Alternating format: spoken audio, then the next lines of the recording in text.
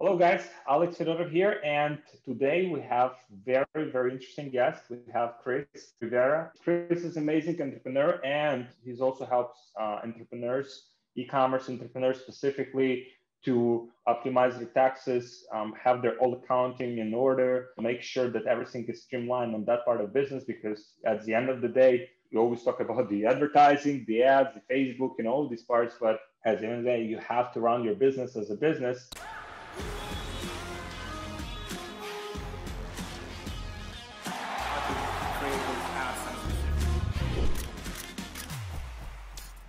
Not just, ads in and ads out, but pleasure to have you, Chris. Did I say everything correct? Like you helping entrepreneurs to just squeeze everything they can from their business and make it as efficient as possible from the accounting perspective. Yeah, and more specifically, we are focusing entirely on e-commerce businesses specifically. I use e-commerce, the term, very loosely. Mm-hmm. We specialize in digital entrepreneurs. So people, it could be 1 to maybe 5 owners of a business, focus on online sales. So e-commerce solopreneurs that are American.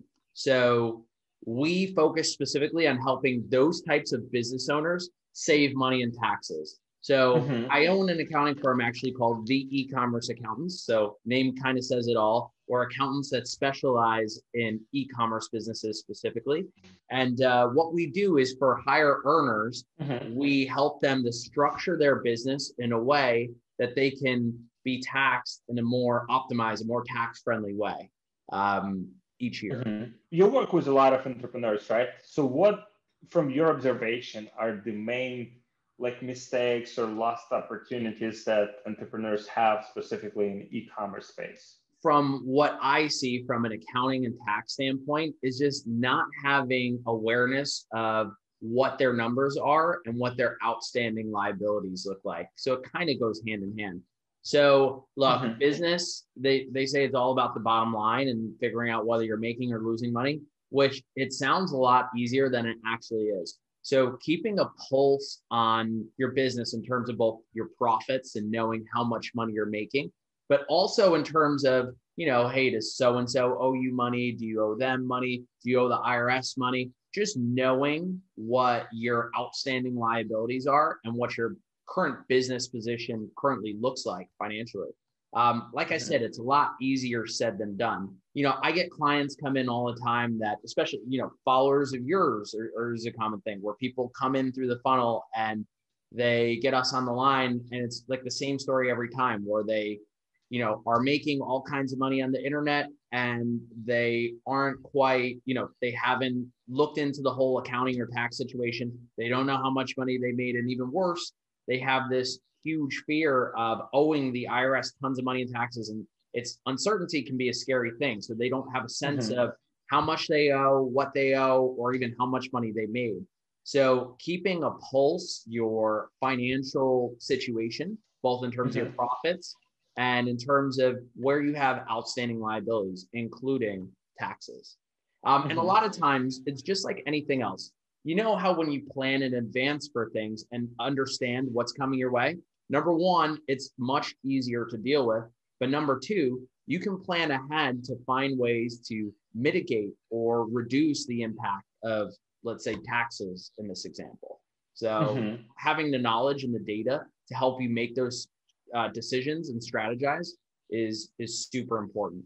But maybe I'm biased. I'm an accounting and tax guy. So me personally, I always think that's one of the biggest things that I think the best entrepreneurs I see have a really good pulse on. So how to specifically execute, right? So now we understand the importance of that, but how to actually execute, those things.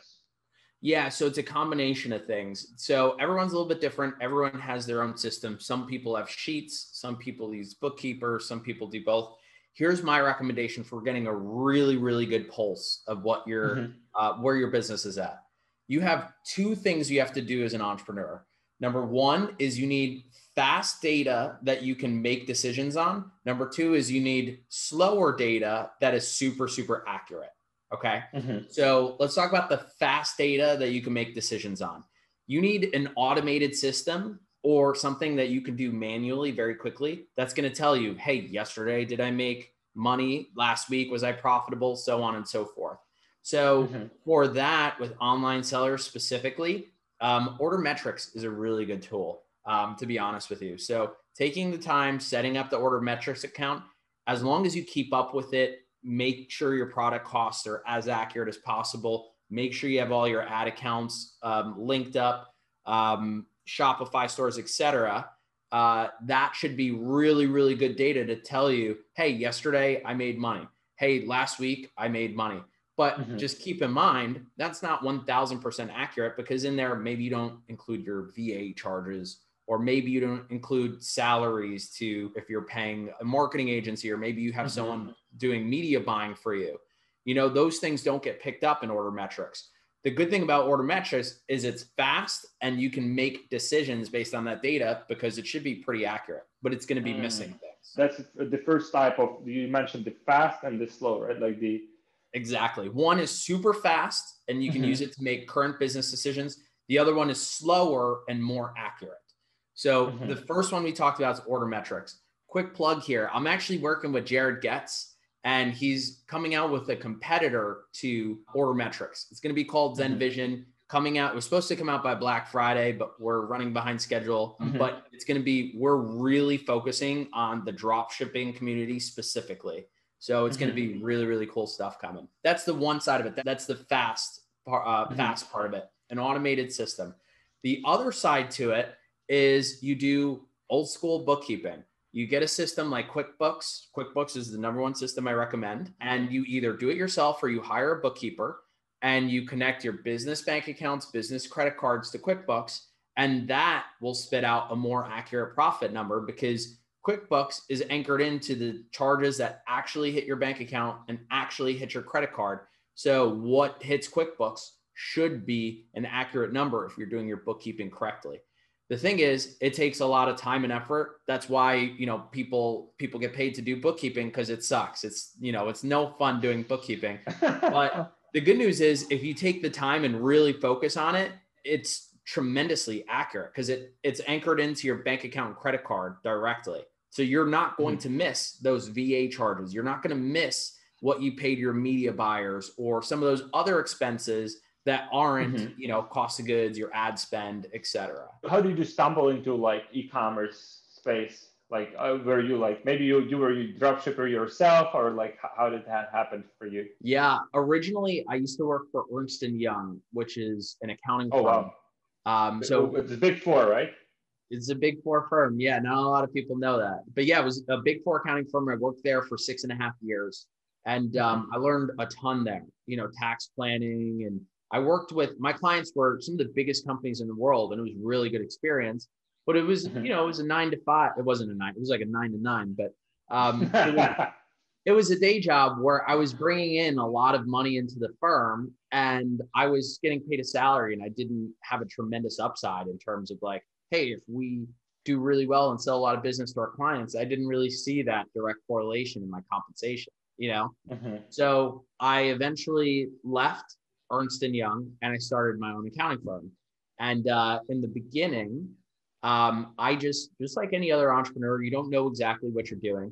I was taking on all different types of clients, from cryptocurrency to real estate people to police officers and teachers. And if you wanted me to do your tax return, I'll do your tax return, you know, and that's how it started. And then I met a really successful CPA that was niche. And he was he's a real estate accountant, super smart, about 2 years younger than me, and already had a 7-figure firm. So he had $1 million in sales in that year. And it was like his second or third year in practice, whatever. And I was really impressed. And he kept telling me it's all about being niche, because in order to compete with other accountants, you have to be able to do something that's different than what they can do. And for him, he was able to see the tax angles in real estate. So I took that idea and I went to Uber drivers and tried to be the Uber driver accountant. The accountant for ride sharing services.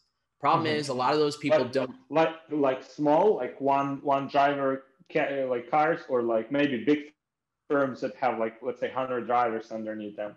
I was starting from the ground floor. So I was living in New York City at the time. So I was like, every time we get in an Uber, that's a lead for me. I'm going to and my cost per lead is going to be whatever, the $10 Uber or whatever, right? What I learned very quickly is that Uber drivers don't make very much money, and they didn't have budget to pay for complex tax planning strategies. Keep in mind, I went from these big, huge companies that had budgets to plan for taxes to an Uber driver that, like, if you're talking to them, they're just annoyed that like you're like talking to them, let alone trying to sell them on doing their tax planning. So that didn't work out so great. So I went back to, if you make money, I'll do your taxes.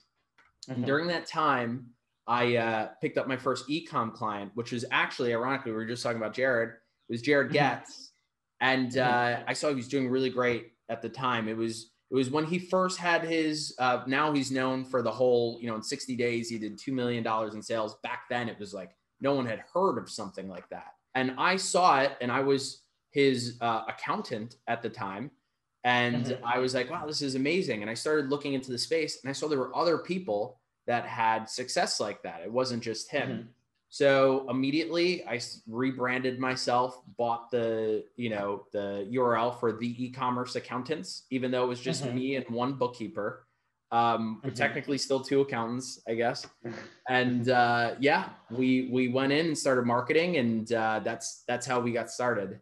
So that's interesting, man. And how do you see, like, so you, like, most of your clients are drop shippers or e-commerce entrepreneurs, Amazon, like, because e-commerce is so comprehensive. You have the, I don't know, Walmart has e-commerce department, right? Like the drop shippers, the Amazon, the Etsy, the eBay, like, who's your kind of like core client base? Yeah. So I came up in a Shopify dropshipping space. I mean, that's what Jared has been doing forever, it seems like. Obviously, I got a lot of connections through working with him, and through those people, it kind of split up like a spider web. I would say 70% of my clients, 60, 70% are Shopify drop shippers. And then I would say another 10% are multi-channel, not drop shippers, old school, buy inventory, sell it. So maybe they're selling on Amazon, Shopify, they have multiple channels for which they're selling things. And then I would say about 20% are in Amazon somehow. Either they're an Amazon seller themselves, where they have FBA, or they fulfill it on their own, or they have a third-party logistics company. Or a thing that's very hot right now is automation services. So I have quite a few, not so much the clients, but the companies themselves, that they sell automation services to people. They basically sell it as an investment opportunity. So I have quite a few clients that do that. Do you, because, right now we are with our business at stage where, we buy the businesses, we sell, the e-commerce businesses. And do you also do that with, let's say, like a due diligence when, for example, you're buying a business, but you want to see that, all of the financials are in order and everything? So you're saying when Shopify store owners sell their business, for example? So for example, the buyer wants to, like, so the buyer wants to do like the due diligence.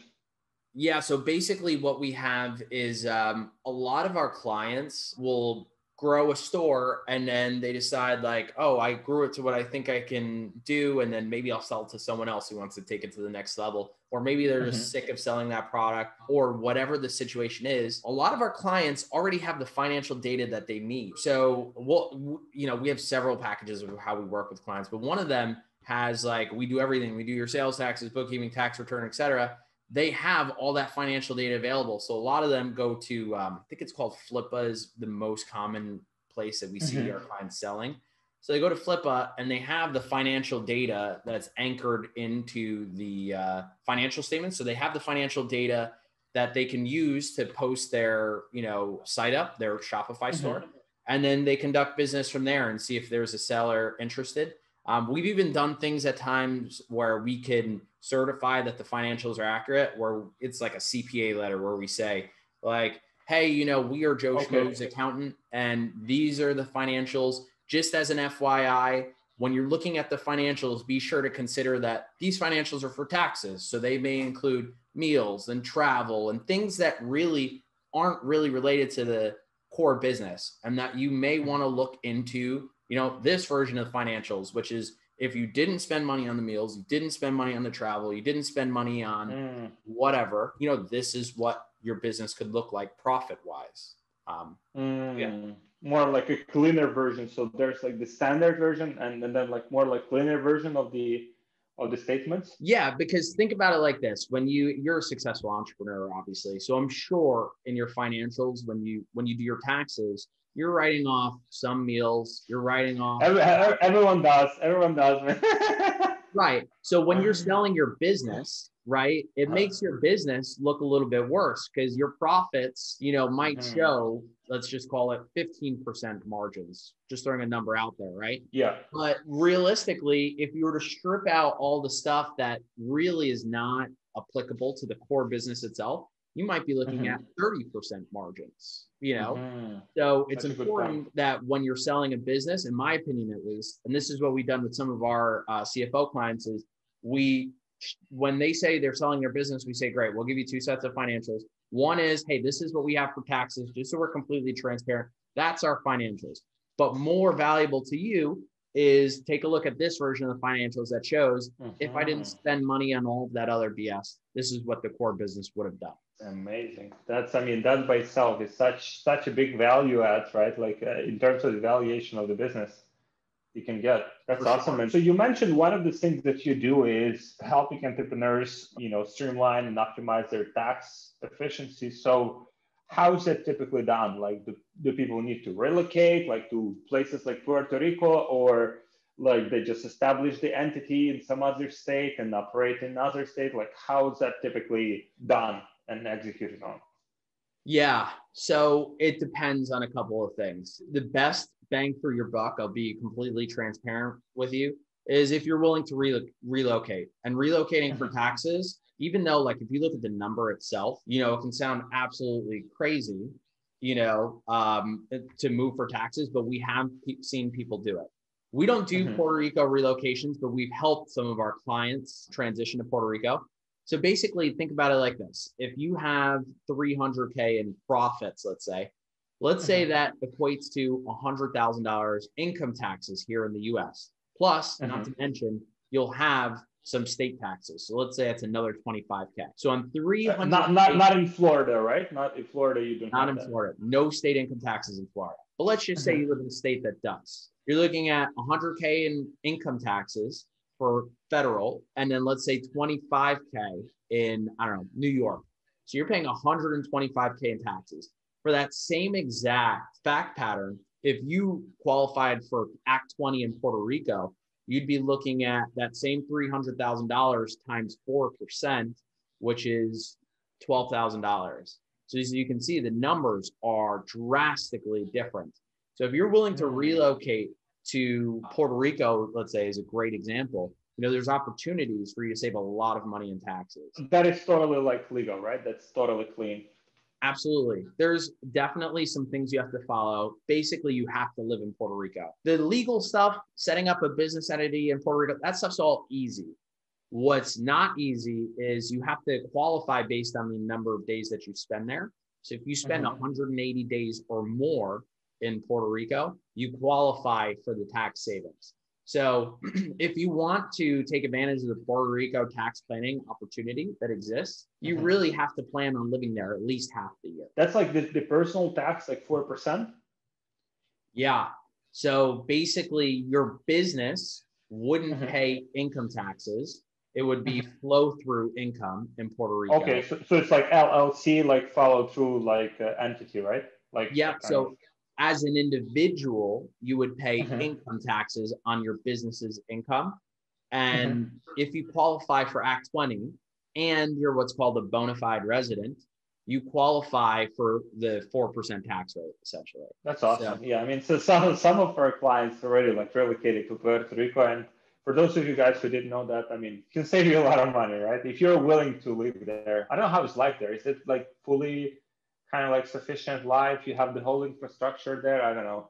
Yeah. So kind of funny how this works, but I'm actually a Puerto Rican. I'm a fake. Oh, really? Puerto Rican, though. I am. Yeah. I'm what they call Nuyorican though. I'm Puerto Rican from New York.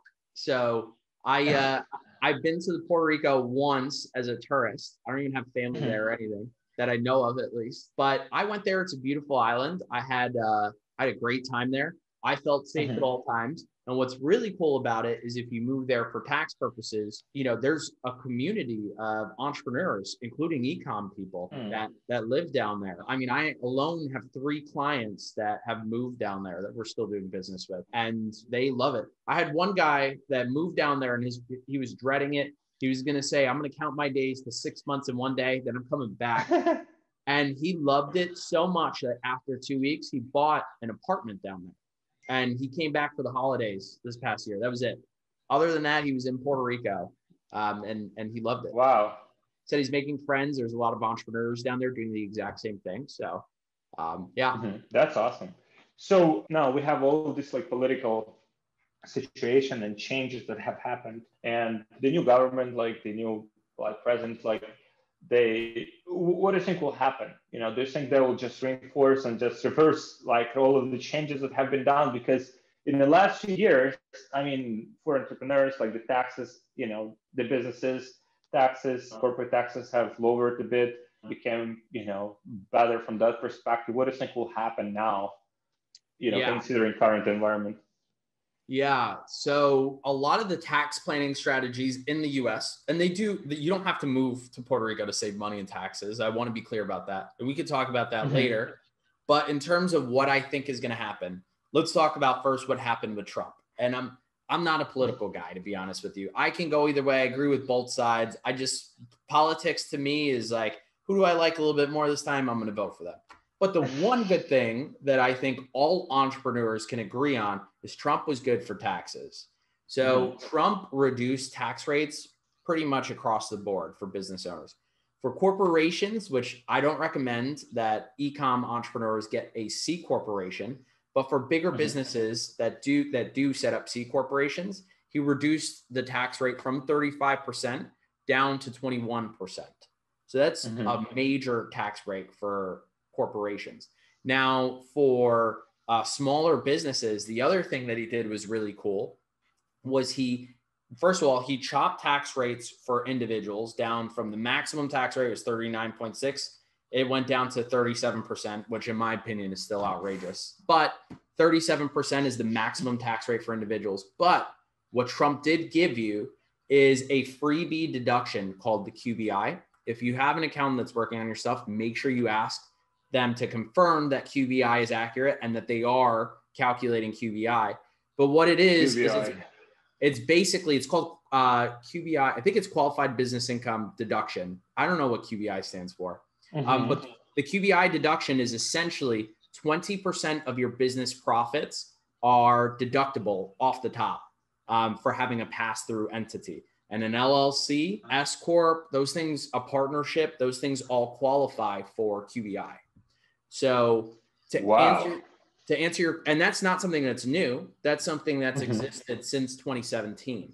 So when you ask what could happen, do you see everyone taking advantage of that, or not everyone is taking advantage of that? Everyone I've seen is taking advantage of it. I think as long as you have a CPA, like that's important. When you're selecting an accountant, you want to make sure you get a CPA because they are the ones that know how to calculate these things and get it right on your tax return. For the most part, I see other CPAs get that correct. That's pretty easy to get right. Unless you're a higher earner, then it becomes very complex. But in the beginning, small business owner, let's say you're doing, I don't know, less than 500K in sales per year, then, QBI is fairly simple to calculate. If you're doing in excess of 500K per year in sales, it can get complex. But jumping back to the last point, in terms of what could happen, a lot of those Trump beneficial tax items can go away. They can they've already started talking about raising the corporate rate up to 28%. That probably won't affect the ecom community, but things like QBI, if they take away QBI, I mean, you do the math. If you have $1 million in profits, just to simplify the calculation, let's say you get the full 20% deduction, that's 200K in deduction that goes away, Even if you do 100K in profits, that's $20,000 in deduction that goes away, So QBI, and then maybe they can raise tax rates back up for individuals. So it really depends on what they prioritize in terms of what items they want to change. And if taxes are one of the things that come up, I don't think it's going to be good for entrepreneurs, unfortunately. And you mentioned, one of the things that you mentioned is that like you don't necessarily have to relocate in order to lower your tax rate. So how can you give some like scenarios or examples of how it can be like done? Depends on where you live. There are certain places that it's very hard to plan for taxes. If you're living in New York City or California, those are the worst places to live for taxes. Just being brutally honest, we can save you money in taxes in California, but you're still going to pay a lot of money in taxes because the maximum tax rate in California right now, I think is 13.2%. They're talking about raising it to 17, and that's on top of your federal income taxes, which could be, if you're a high earner, up to 37%. So it's an ugly, ugly situation. New York City is even worse. So New York City, how they tax you, and it's horrendous for entrepreneurs. You have your federal income taxes, you have your New York State income taxes, and New York City has income taxes for you as well. So in New York City, you're literally triple taxed. I have clients that have effective tax rates that even after we do tax planning for them, they're still paying 51% effective tax rate. That means if they make $100,000 in profits, $51,000 goes back out the door to pay taxes. Wow. So New York, crazy. New York City. How is that like at the same time, all of the headquarters, major headquarters of big companies are there, right? There must be like very interesting structure of those companies, right? That allows them not to pay much. Yeah. And to be transparent, many of them are leaving, but yes, you're exactly right. So a lot of those major companies, if you don't notice, they have a lot of different offices around the country, around the world.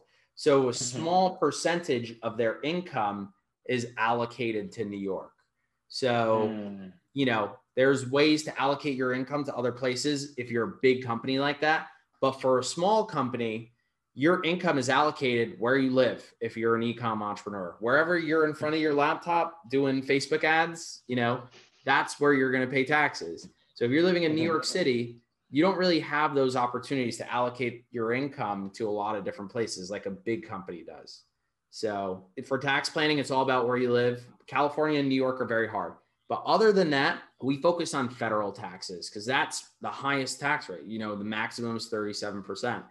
So and this is a very common tax planning strategy that actually works really well for e-commerce businesses, is generally speaking, I'd say about 90 to 95% of our clients, when we do tax planning for them, we set up an S Corp for them. And the way S Corps work is they save you money in not income taxes, but what are called self-employment taxes. So this is actually a very confusing concept, but look this up yourself. It's 100% true. If you are considered self-employed in the eyes of the IRS, meaning if you have an LLC or you don't, right? If you just have an LLC with no specialized tax election, the IRS considers you self-employed. What does that mean? They're going to double tax you. They hit you with income taxes and they hit you with self-employment taxes. Income taxes, let's forget about that for a minute. They are what they are. Everyone pays income taxes. But let's talk about self-employment taxes. If you have an LLC that, let's just say, makes $100,000 in profits, you pay income taxes, right? But also you pay self-employment taxes, which is a 15.3% tax rate on top of your income taxes.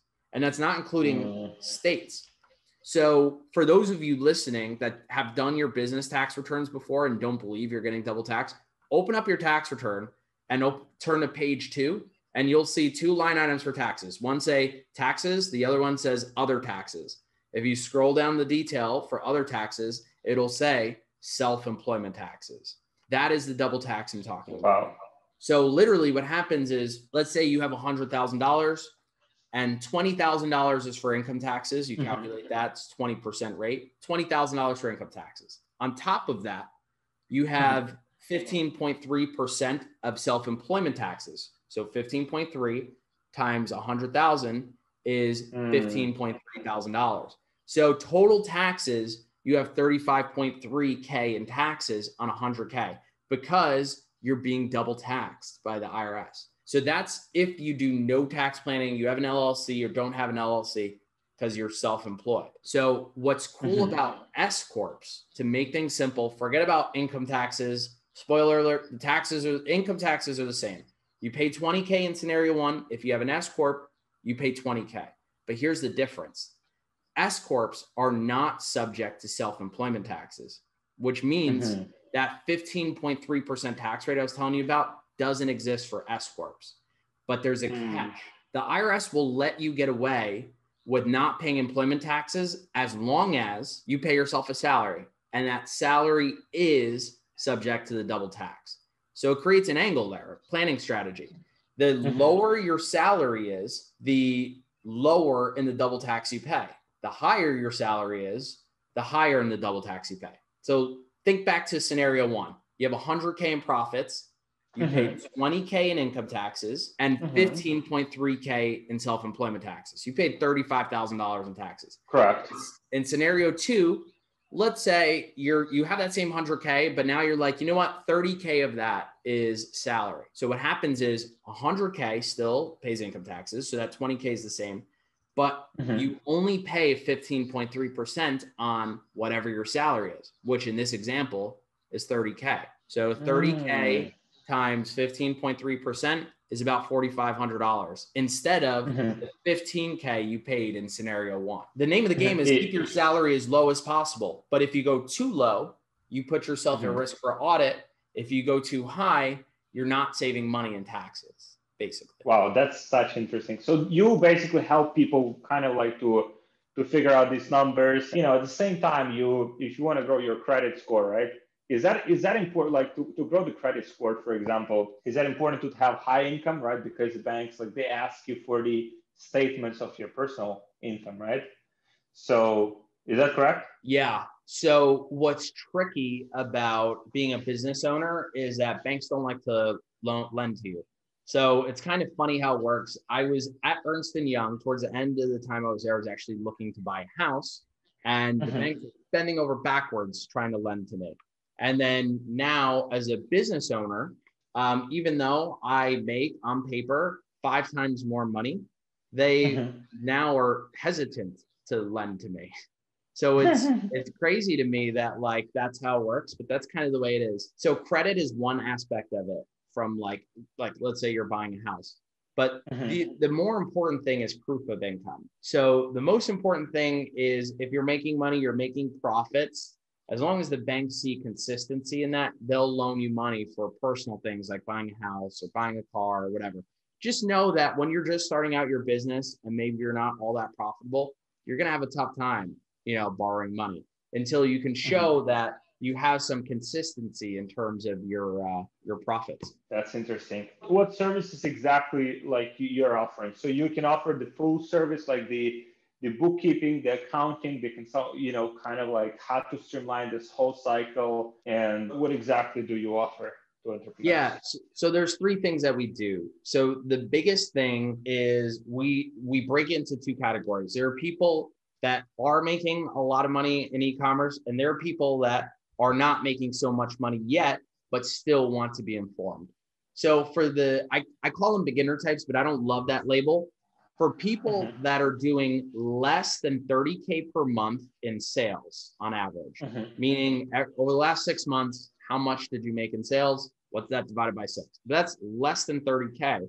My recommendation is, instead of investing in a firm like us, you focus on spending that money and continuing to grow your business, and you start to learn more about it yourself. So as an entrepreneur, you're informed on what you need. Because if you know what you need, then you can go to market and find a qualified accountant to do the work. And that doesn't always mean an expensive accountant, to be clear. So what we have for the, not the newbie people, but the people that aren't earning yet, is an info product. It's 4 hours.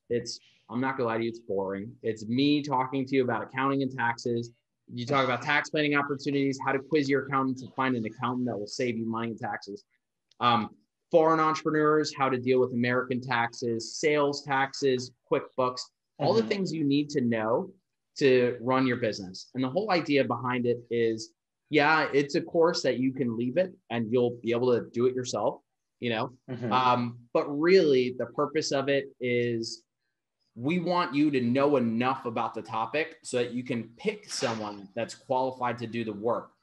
And that doesn't always mean expensive. Like a good example is like, and this is what I say in the course. When I go to the mechanic shop, I don't know about you, I don't know anything about cars. So I bring my car in when it's not working so great. They tell me I got to fix XYZ and it's going to cost you $1,000. And in my mind, I'm like, my decision is like $1,000 to make my car work better. But realistically, I don't know what parts they're putting in. I don't know what services they're doing. I don't know if I'm getting ripped off or like if they're poor quality parts or whatever. What this course will do is give you the insight so that you can say, now you're overcharging me for those parts, you know, or no, like that is way too expensive, or no, this is a great deal. I'm going to take advantage of this. That is really what the course is about. So that's one segment of the market. For the people that are earning, we have two ways that we work with clients. We have what's called Corp Setup and we have Outsource Cfo. Corp Setup is basically like, hey, I'm a do-it-yourselfer. I'm willing to do the bookkeeping, the sales taxes, the stuff to keep me compliant. And I'm willing to do all that. But I want to be set up to be optimized in taxes. So what we do is we take your existing LLC, we'll trigger it to be treated as an S Corp. We'll set up your payroll because remember, for the S Corp, you need to pay yourself a salary. If you go too low, you put yourself at risk for audit. So we set up your salary. We register you with the state so that you could pay yourself salary. And we register you with the state for sales taxes, which is optional. So it's a setup package. Think of it as like you're buying a car. We'll shine it up real nice. We give you a gentle shove and you have a great functioning car. It just doesn't include the maintenance. The other package is called the Outsource Cfo. That includes everything included in that first package. Plus we do the ongoing bookkeeping. We do your tax returns for no added cost. We do your sales taxes. And the cool thing about that is that package is where I mostly contribute my time. We include some consulting time too. Under that package, we speak to, I personally get to speak to all of our clients at least once per month. And it's from everything from, hey, what can I write off on my taxes? Or I have this question to, hey, I feel like my supplier's ripping me off. I got this invoice. I don't know how to calculate it. To, hey, I feel like on paper we're making money, but my bank account goes down every month. I think we have a cash flow problem, So, that's basically how it works. Obviously I have, we still have less than 100 companies on that package. So the more, it's a small group of companies / clients. So I can still spend, time speaking to each and every client at least once per month. So that's cool. That's awesome. So how does, probably like a hard question to answer, but counting for big firms differentiates from, working with these like smaller clients? Is that like vastly different? How big companies are operating? Is it totally different level? So first of all, I want to say from the get-go, I was fascinated by this space. I just an hour ago, we onboarded a new client. His name is Chris, actually. He's a brilliant young entrepreneur, 19 years old, hustler. Like when I was 19 years old, I was drinking and chasing girls. Like I wasn't Same here, man. Same here. But like what I love about this space is you have a lot of young kids that are getting in the space and are making a lot of money on the internet. So what's cool about seeing that is I come from a big company background and there's a lot of waste. And there's a lot of, I only do sales taxes, but I only do sales taxes for companies that are operating in New York. You know what I mean? Like it's a lot of very specific roles and there's a lot of waste roles that aren't necessary. And that's what makes that corporate life not very appealing to me. It was very, like pigeonholed, with the e-commerce space or just entrepreneurship in general. You kind of get to see the whole picture and, there's not that much waste because you can't afford to have waste. You need to turn a profit. And the only way to turn a profit is to have control of your expenses, et cetera. So these businesses, these multi-million-dollar businesses that I see, kids that are like anywhere from 16 to 24 years old building are fascinating with like an army of VAs doing support. And, it's really cool to see. So the biggest difference I would say between a small company and like a real big corporate one is a lot of waste with the bigger company. Cool, man. So how do people find all of these resources? How do people get in touch with you if they're like interested? And that training course that you mentioned for entrepreneurs who are not at this stage yet, possibly, you know, to hire a company like yours, where they can find it? Yeah. So 2 main places to check. You can go to ecomtaxacademy.com. There you can see both options. And I'll send you the link after this. ecomtaxacademy.com. You see both options. One is it's called Do It Yourself. On there, you can purchase the course. It's $97. You know, we just did that so we can recapture the cost of putting together the course. And then we have the application for a free consult call, which you can fill out on on that link. Another option is you could just go to Ecom Accountant. That's my Instagram page. We have people in there answering DMs. So feel free to reach out with an accounting and tax question. We try to answer everyone. You know, recently it's gotten to be a lot, so we can't answer everyone's questions all the time. But on my Instagram page, you can see that there's a link in the bio, and there you can find the consult call application link, and you can find a link to purchase our course. That's awesome. Do you also work with like other types of like e-commerce businesses like Amazon and those type of businesses? We sure do. Yeah. So right now we're very hyper-focused online sellers. So we do take on agencies and digital marketers of other sorts, but typically we are very focused on e-commerce sellers. But if you're interested and you're, you know, making a lot of money over the internet, fill out a lead form. We'll get you on the line, and, you know, we'll get your questions answered. Thank you for sharing, Chris. It's been insightful, you know, and for me, you know, I'm a business owner, and it's been very insightful. So thank you for that. And guys, thank you so much for listening. You'll find that link, the Ecom Tax Academy, in case you're interested, below this video or somewhere around here. And thank you for watching. Thank you, Chris, for you know, for spending this time and sharing all these insights with me and everyone. Yep. Thanks for having me. Yeah, thank you. Hey, thank you so much for watching this video. If you can just like this video and hit the subscribe button so you don't miss any of my videos in the future. Thank you.